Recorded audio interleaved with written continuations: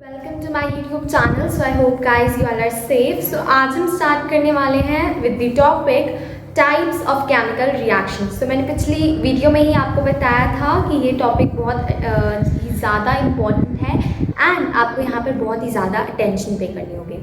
तो सबसे पहले तो कितनी टाइप्स ऑफ केमिकल रिएक्शंस होते हैं? 7 टाइप्स ऑफ केमिकल रिएक्शंस होते हैं, है ना। तो फर्स्ट ऑफ ऑल मैं आपको इनकी नेम्स बता देती हूँ, ठीक है। देन मैं आपको इसकी ब्रीफ में डिस्क्रिप्शन दे दूँगी, ठीक है। तो सबसे पहले 7 टाइप्स ऑफ केमिकल रिएक्शन होते हैं। First one is combination reaction, second one is decomposition reaction जो फर्दर 3 हिस्सों में डिवाइडेड है।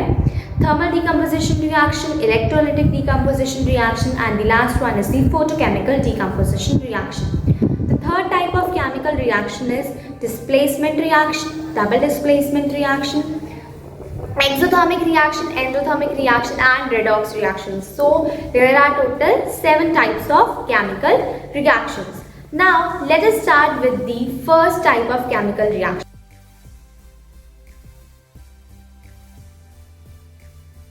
तो पहली कौन सी आ जाती है हमारे पास? Combination reaction. तो ये नेम से ही पता चल रहा है कि कंबाइन करेंगे हम 2 या 2 से ज़्यादा सब्सटेंसेस जो हमें क्या देगा, एक नया सब्सटेंस प्रोवाइड करवाएगा। तो हम 2 या 2 से ज़्यादा सब्सटेंस को कंबाइन करेंगे या मिलाएंगे, उससे हमें क्या होगा, नया सब्सटेंस प्रोवाइड होगा, ठीक है। तो इसको बेसिकली हम 3 फॉर्म्स में रिप्रेजेंट करते हैं। पहली फॉर्म होती है कि 2 एलिमेंट्स को कंबाइन करके एक कंपाउंड बनाना, ठीक है। तो सबसे पहले एलिमेंट क्या होता है और कंपाउंड क्या होता है ये देख लेते हैं। एलिमेंट वो होता है, ये एक प्योर मेटल होता है जिसको हम ब्रेक नहीं कर सकते, जैसे कि कार्बन हो गया, कार्बन को हम ब्रेक नहीं कर सकते, ठीक है, ये एक प्योर मेटल है। ऑक्सीजन होगी, ये भी एक प्योर मेटल है, हम इसको ब्रेक नहीं कर सकते, ठीक है। फ्लोरीन होगी, नियॉन होगी, ये सब प्योर मेटल्स हैं, तो इनको हम ब्रेक नहीं कर सकते। लेकिन मैं अगर कंपाउंड की तरफ आती हूँ, वो एलिमेंट्स को कंबाइन करके बनते हैं, तो हम इसको ईजिली ब्रेक कर सकते हैं। लाइक कार्बन डाइऑक्साइड, अगर मैं कार्बन डाइऑक्साइड की तरफ आती हूँ तो मैं इसको ब्रेक कर सकती हूँ कार्बन और ऑक्सीजन में, ठीक है। अगर मैं वाटर की तरफ आती हूँ, अगर मैं इसमें एग्जांपल देती हूँ वाटर की, तो मैं इसको ब्रेक कर सकती हूँ हाइड्रोजन एंड ऑक्सीजन में, ठीक है। तो ये कुछ examples the elements and compounds में एंड इसका डिफरेंशिएट था, ठीक है। तो आप डिफरेंस था, ठीक है। तो आपको ये इजीली डिफरेंशिएट कर सकते हो, राइट, आप ये इजीली डिफरेंशिएट कर सकते हो। तो चलो हम इसके एग्जाम्पल देख लेते हैं। Carbon plus oxygen is giving this carbon dioxide. तो इधर कार्बन और ऑक्सीजन को हम ऐड करके कार्बन डाइऑक्साइड बना रहे हैं। तो कार्बन हमारे पास एक एलिमेंट है एंड ऑक्सीजन भी हमारे पास एक एलिमेंट है। कार्बन डाइऑक्साइड हमारे पास क्या है, एक कंपाउंड है, ठीक है। तो ये एक पहली फॉर्मेशन होगी इसकी, first form of representation. Second form of representation होती है कि एक एलिमेंट और एक कंपाउंड को हम ऐड करेंगे और हमारे पास एक कंपाउंड आएगा। तो मैं इस वाली फॉर्म ऑफ रिप्रेजेंटेशन में एग्जांपल ले रही हूँ कार्बन ऑक्साइड एंड ऑक्सीजन की, जो मुझे मिलकर कार्बन डाइऑक्साइड दे रहे हैं, ठीक है। तो कार्बन ऑक्साइड, इधर कार्बन और ऑक्सीजन को मिलकर बनाया है कार्बन ऑक्साइड, ठीक है। तो carbon oxide that is CO plus वो हमें क्या दे रही है, ऑक्सीजन, और हमने कार्बन ऑक्साइड और ऑक्सीजन ले लिया, अब हमें वो क्या दे रही है, कार्बन डाइऑक्साइड। तो एलिमेंट और कंपाउंड मिलकर हमें एक कंपाउंड दे रहे हैं, ठीक है। थर्ड फॉर्म ऑफ रिप्रेजेंटेशन है कि कंपाउंड और कंपाउंड मिलकर हमें कंपाउंड दे रहे हैं। अब इसमें भी हम एक एग्जाम्पल देख लेते हैं। कैल्शियम ऑक्साइड और वाटर को अगर हम मिलाते हैं तो वो हमें कैल्शियम हाइड्रोक्साइड दे रहा है। कैल्शियम ऑक्साइड और वाटर को अगर हम मिलाएंगे तो वो हमें कैल्शियम हाइड्रोक्साइड दे रहा है। इधर कैल्शियम ऑक्साइड भी एक कंपाउंड है जिसको हम ब्रेक कर सकते हैं कैल्शियम और ऑक्सीजन में। लेकिन और इधर हम एक और, हमारे पास एक और सब्सटेंस है वाटर, जिसको हम किसमें कर सकते हैं डिवाइड, हाइड्रोजन एंड ऑक्सीजन में ब्रेक कर सकते हैं हम इसको। और हमारे पास क्या बनता है, कैल्शियम हाइड्रोक्साइड, जिसको हम ब्रेक कर सकते हैं कैल्शियम ऑक्साइड एंड वाटर में, ठीक है। तो यही कुछ थी फॉर्म ऑफ रिप्रेजेंटेशन। अब हमें कॉम्बिनेशन रिएक्शन पता चल गया, मतलब जब 2 या 2 से ज़्यादा सब्सटेंसेस कंबाइन होते हैं तब हमें एक नया सब्सटेंस मिलता है, उसको हम कॉम्बिनेशन रिएक्शन बोलते हैं। तो कॉम्बिनेशन रिएक्शन का अनदर नेम है सिंथेसिस रिएक्शन, ठीक है। इसका अनदर नेम है, ये जस्ट आपको माइंड में रखना है, नथिंग एल्स, ठीक है। चलो अब हम सेकेंड टाइप की तरफ आते हैं जो कि है डीकम्पोजिशन रिएक्शन। डिकम्पोजिशन मतलब ब्रेक डाउन, ओके, किसी चीज़ का ब्रेक डाउन हो रहा है, मतलब एक सब्सटेंस ब्रेक हो रहा है, दो या दो से ज़्यादा सब्सटेंस में ब्रेक हो रहा है, ठीक है। तो ये बेसिकली 3 हिस्सों में डिवाइडेड है, 3 पार्ट्स हैं इसके, thermal decomposition reaction, electrolytic decomposition reaction and photochemical decomposition reaction. तो पहले हम थर्मल डिकम्पोजिशन रिएक्शन की तरफ आते हैं। थर्मल का मतलब होता है हीट, मतलब हीट से हमारी रिएक्शन में ब्रेक डाउन होगी। तो सबसे पहले तो ये रिएक्शन ऐसी होगी जिसमें हम हीट प्रोवाइड करेंगे और हमारा सब्सटेंस 2 या 2 से ज़्यादा हिस्सों में टूट जाएगा, ठीक है। तो अब इसमें भी हम एक एग्जाम्पल देख लेते हैं। अब यहाँ पे हमारे पास एग्जाम्पल है लेड नाइट्रेट। लेड नाइट्रेट को अगर हम लेते हैं तो वो ब्रेक डाउन, अगर हम उसको हीट प्रोवाइड करेंगे अच्छी तरह से तो वो ब्रेक हो जाएगा किस किस सब्सटेंस में, लेड ऑक्साइड में, नाइट्रोजन डाइऑक्साइड में एंड ऑक्सीजन में, ठीक है। आप देख सकते हो इजीली इक्वेशन को स्क्रीन पर। देन अगर हम सेकंड पे आते हैं जो कि है हमारे पास electrolytic decomposition reaction. Electrolytic is somewhat similar to electricity, right. तो मतलब हम ऐसी रिएक्शन जिसमें हम सब्सटेंस को इलेक्ट्रिसिटी प्रोवाइड कर रहे हैं और वो ब्रेक हो रहा है 2 या 3 सब्सटेंसेस में, ठीक है। तो सबसे पहले इसमें मैं एग्जांपल ले लेती हूँ वाटर। वाटर को अगर मैं इलेक्ट्रिसिटी प्रोवाइड कर रही हूँ तो वो ब्रेक डाउन होगा हाइड्रोजन एंड ऑक्सीजन में, ठीक है। वाटर को अगर मैं इलेक्ट्रिसिटी प्रोवाइड करूँगी तो वो किस में ब्रेक होगा, हाइड्रोजन एंड ऑक्सीजन में। चलो अब थर्ड पार्ट पे आ जाते हैं जो कि है photochemical decomposition reaction. Photochemical somewhat similar to sunlight, right. Sunlight, light या सनलाइट, मतलब ऐसी रिएक्शन जिसमें हमें सनलाइट मिलेगी और हमारा जो सब्सटेंस है वो 2 या 2 से ज़्यादा हिस्सों में टूट जाएगा, ठीक है। अब इसमें हम एग्जांपल ले सकते हैं सिल्वर क्लोराइड। सिल्वर क्लोराइड को अगर हम सनलाइट में रखते हैं, या सिल्वर क्लोराइड, सिल्वर ब्रोमाइड को अगर हम सनलाइट में रखते हैं तो सिल्वर क्लोराइड जो है वो टूट जाएगा सिल्वर एंड क्लोराइड में। अगर हम सिल्वर ब्रोमाइड की बात कर रहे हैं तो सिल्वर ब्रोमाइड टूटेगा सिल्वर एंड ब्रोमाइड में, अगर हम इसको सनलाइट में रखेंगे कुछ ज़्यादा देर के लिए, ठीक है।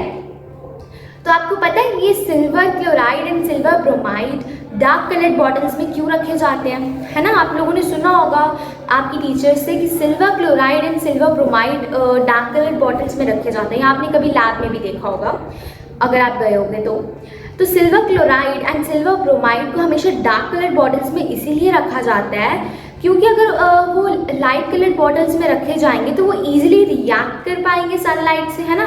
तो इसीलिए उनको डार्क कलर्ड बॉटल में रखा जाता है ताकि वो आगे रिएक्ट ना कर पाएँ, ठीक है। अगर वो रिएक्ट कर पाएंगे तो क्या सिल्वर क्लोराइड सिल्वर और क्लोराइड में टूट जाएगा, सिल्वर ब्रोमाइड सिल्वर और ब्रोमाइड में टूट जाएगा। तो इसीलिए उसको हम डार्क कलर्ड बॉटल्स में रखते हैं ताकि वो सनलाइट के साथ रिएक्ट ना करें, ठीक है। तो चलो अब यहाँ पर मैं आपको एक और चीज़ बताना चाहूँगी, बहुत ही ज़्यादा इंटरेस्टिंग है। आपको पता है जो हम फ़ोटोज़ खिंचवाते होते थे पहले, वाइट एंड ब्लैक फोटोग्राफी, है ना, आपने देखी होगी सभी ने, कईयों ने देखी हो क्या पता। तो ये जो ब्लैक एंड वाइट फोटोग्राफी होती है, आपको पता है इसमें क्या डलता है? Yes, you are correct. अगर आपको पता है तो you are correct. Silver chloride and silver bromide डलता है ब्लैक एंड वाइट फोटोग्राफी में, ये यूज़ होता है, ठीक है। तो चलो अब हम थर्ड टाइप पे आते हैं जो कि है डिस्प्लेसमेंट रिएक्शन। डिस्प्लेसमेंट मतलब किसी की जगह लेना, है ना, डिस्प्लेस करना।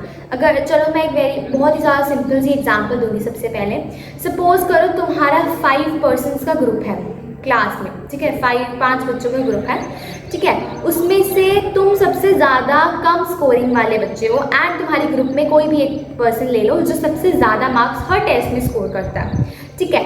तो एक दिन ऐसा हुआ कि टीचर ने सरप्राइज टेस्ट लिया और आपके सबसे हाईएस्ट स्कोर आ गए आपके ग्रुप में से, ठीक है। एंड जो सबसे ज़्यादा मार्क्स लाता था वो सबसे कम मार्क्स ले आया इस टेस्ट में, तो आपने उसको डिस्प्लेस कर लिया। कैसे कि आप ज़्यादा मार्क्स लाए तो आपने उसको डिस्प्लेस कर लिया।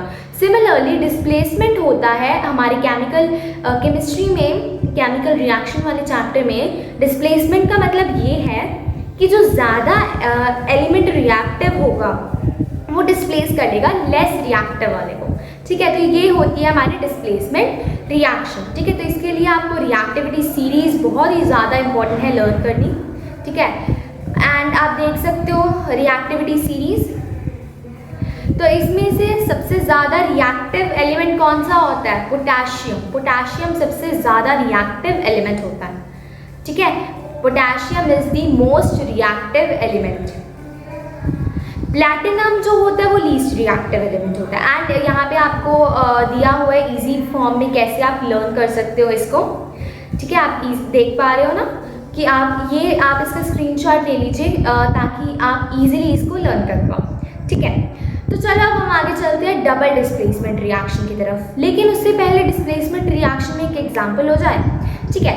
जिंक और हाइड्रोक्लोरिक एसिड को अगर मैं मिलाती हूँ तो वो मुझे जिंक क्लोराइड देगा, ठीक है। वो क्यों दे रहा है मुझे जिंक क्लोराइड? और हाइड्रोजन रिमूव हो रही है और हाइड्रोजन रिलीज हो रही है, ठीक है। तो पहले तो जिंक जो है वो हाइड्रोजन से ज़्यादा रिएक्टिव है ना, तो वो उसको इजीली डिस्प्लेस कर लेगा, तो जिंक क्लोराइड बन जाएगा और हाइड्रोजन गैस यहाँ पे रिलीज हो जाएगी, ठीक है। यहाँ पे रिलीज ही होगी ना हाइड्रोजन गैस, अगर वो बाहर की तरफ प्रोडक्ट साइड में है तो मतलब वो रिलीज हो रही है, ठीक है। चलो अब चलते हैं डबल डिस्प्लेसमेंट रिएक्शन की तरफ। तो डबल डिस्प्लेसमेंट रिएक्शन क्या होता है? चलो इसको भी मैं एक सिंपल एग्जांपल देती हूँ। इसमें आप अपनी स्कूटी पे जा रहे हो और आपका फ्रेंड आप अपनी स्कूटी पे जा रहा है, ठीक है। आप दोनों को पता नहीं हो और आप बीच रास्ते में कहीं मिल जाते हो और आप दोनों एक दूसरे की स्कूटीज पे बैठ जाते हो और चले जाते हो। अब यहाँ पर क्या कर रहे हो? आपने अपनी फ्रेंड की स्कूटी ले ली और आपके फ्रेंड ने आपकी स्कूटी ले ली, है ना। तो आप लोगों ने एक्सचेंज कर लिए, है ना, मतलब एक्सचेंज कर लिया यहाँ पर। तो डबल डिस्प्लेसमेंट भी यही होता है कि दो एलिमेंट्स होते हैं या कोई भी दो सब्सटेंसेस होते हैं वो रिएक्ट करके दो और सब्सटेंसेस बनाते हैं by mutual exchange of ions, ठीक है, by mutual exchange of ions. वो डबल डिस्प्लेसमेंट रिएक्शन होती है। तो इसमें हम एक बिल्कुल सिंपल सा एग्जांपल लेंगे जो कि बहुत ही ज़्यादा इम्पॉर्टेंट है। लेड नाइट्रेट और पोटेशियम आयोडाइड को अगर हम मिलाते हैं, दो सब्सटेंसेस हैं, है ना, अगर हम इन दोनों को मिला रहे हैं और दो नए सब्सटेंस बनेंगे, कौन कौन से? Lead iodide and potassium nitrate, ये दोनों बनेंगे, है ना। अब यहाँ पर क्या हो रही है? Double displacement reaction. तो इधर कोई इनसॉल्युबल सब्सटेंस बच रहा है ऑफ कोर्स, कौन सा? Lead iodide. ये एक प्रेसिपिटेट है। तो प्रेसिपिटेट क्या होता है? चलो मैं बताती हूँ बिल्कुल सिंपल से एग्जांपल से, ठीक है। पहले तो मैं ये बता दूँ कि ये एक इनसॉल्युबल सब्सटेंस होता है जो कि पाया जाता है सॉल्यूशन के टॉप में या बॉटम में, ठीक है। तो अगर मैं सिंपल से एग्जांपल लेती हूँ, वाटर और अगर आप ऑयल, कोई भी ऑयल ले लो, केरोसिन ऑयल ले लो या सिंपल ऑयल्स जो घर पर होते हैं वो ले लो, ठीक है। अगर आप उन दोनों को मिलाओगे थोड़ी देर बाद देखोगे कि ऑयल जो है वो एक लेयर बना देता है वाटर के ऊपर, ठीक है। तो हम उसको एज अ प्रेसिपिटेट कंसिडर कर सकते हैं, just for our reference, okay. तो हम यहाँ पर इसको एज अ प्रेसिपिटेट रेफर कर सकते हैं या जस्ट हम उसको ऐसे मान लेते हैं, ठीक है। It is a type of precipitate, forming a precipitate, okay. तो ये एक प्रेसिपिटेट बन रहा है, ठीक है। अब हमें प्रेसिपिटेट पता चल गया क्या होता है। ये एक ऐसा इनसॉल्युबल सब्सटेंस होता है जो कि हमें मिलता है सॉल्यूशन की या फिर तो बॉटम में या टॉप लेयर पे, ठीक है। तो यहाँ पर एक येलो कलर का प्रेसिपिटेट बन रहा है। क्या है वो yellow precipitate? Lead iodide, okay. चलो अब हम अपनी आते हैं फिफ्थ टाइप पे, that is the exothermic reaction. Exo मतलब बाहर निकलना, थर्मिक मतलब हीट का बाहर निकलना, यानी कि ऐसी रिएक्शन जिसमें हीट बाहर निकल रही हो। तो ये मैंने आपको पहले भी समझाया था फर्स्ट वीडियो में, ठीक है। अगर आपने वो वीडियो नहीं देखी है तो आप जाकर देख सकते हैं, ठीक है। तो एक्सोथर्मिक मतलब बाहर निकलना, किसका? हीट का। ऐसे रिएक्शन जिसमें हीट जो है वो बाहर निकलेगी, ठीक है, हीट जो है वो बाहर निकलेगी। तो इसमें हम क्या एग्जांपल दे सकते हैं? कार्बन और ऑक्सीजन ये दोनों ऐड होके कार्बन डाइऑक्साइड और हीट रिलीज कर रहे हैं, ठीक है। इसमें हम ये एग्जांपल दे सकते हैं। अगर मैं एंडोथर्मिक रिएक्शन की बात करूँ, एंडो मतलब एंट्रेंस ऑफ हीट, थर्मिक है ना, entrance of heat, entrance of thermic means entrance of heat, है ना, मतलब ऐसी रिएक्शन जिसमें हीट इन्वॉल्व होगी, ठीक है।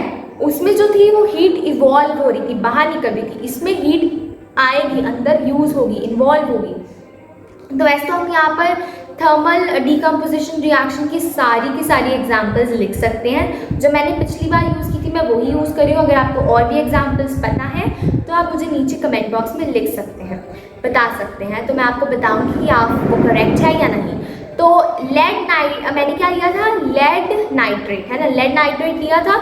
अगर मैंने उसको डीकम्पोज किया, लेड नाइट्रेट प्लस हीट वो क्या बनाएगा, lead iodide, oxygen and nitrogen dioxide. तो ये मैंने आपको पहले बताया था, ये इसकी एग्जाम्पल हो सकती है।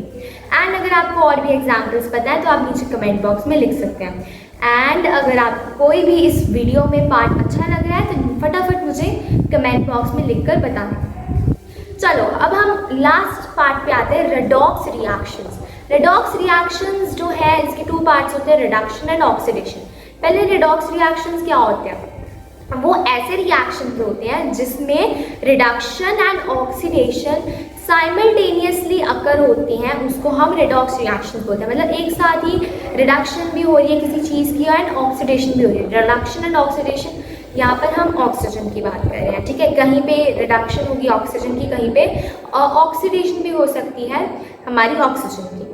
तो चलो पहले रिडक्शन की तरफ आते हैं। रिडक्शन यानी कि गेन, लॉस ऑफ ऑक्सीजन, यहाँ पर गेन होगा हाइड्रोजन का एंड लॉस होगा ऑक्सीजन का, ठीक है। तो ऐसी रिएक्शन जिसमें हमारे पास गेन हो रहा है हाइड्रोजन का और लॉस हो रहा है ऑक्सीजन का, ठीक है। तो जो सब्सटेंस यहाँ पर ऑक्सीजन रिड्यूस करेगा हम उसको रिड्यूसिंग एजेंट बोलेंगे, ठीक है। अगर हम आते हैं ऑक्सीडेशन की तरफ, ऑक्सीडेशन का मतलब होता है वो रिएक्शन जिसमें गेन हो रहा है ऑक्सीजन का और लॉस हो रहा है हाइड्रोजन का। तो जो ऐसा सब्सटेंस जो हमारे जो ऑक्सीजन है उसको ज़्यादा एडअप कर रहा है, ऑक्सीडाइज कर रहा है, हम उसको ऑक्सीडाइजिंग एजेंट बोलेंगे। एंड जो कम कर रहा है उसको रिड्यूसिंग एजेंट, ठीक है। तो चलो हम एक एग्जाम्पल देख लेते हैं फटाफट।